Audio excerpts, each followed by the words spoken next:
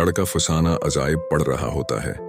अचानक एक पुराना नुस्खा जमीन पर गिरता है जिस पर एक तावीज बना होता है। जैसे ही वो तावीज कुछ होता है, फजा में रोशनी फैलती है और अमरू अय्यार 2025 में आ जाता है।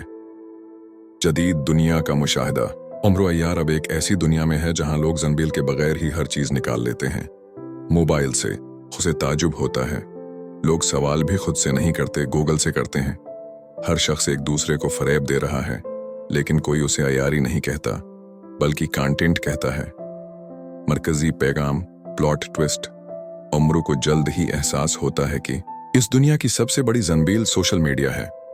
इसमें शहरत, झूठ, फरेब, दिखावा और मसनूई मोहब्बत सब कुछ मौजूद है। लेकिन खुलूस, वो सिर्फ उन चंद दिलों में है जो अभी भी सच को तलाश करते हैं। क्लाइमेक्स। जंबील खुलती है।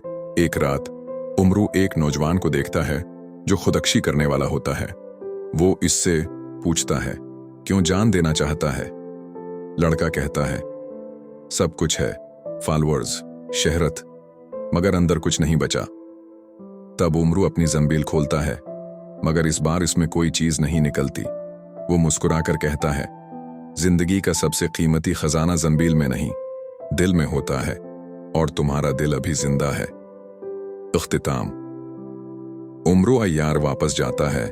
उमरू नौजवान को एक डायरी देता है जिस पर लिखा होता है, सच लिखो, सच जियो, सच बांटो। फिर वो रोशनी में गायब हो जाता है।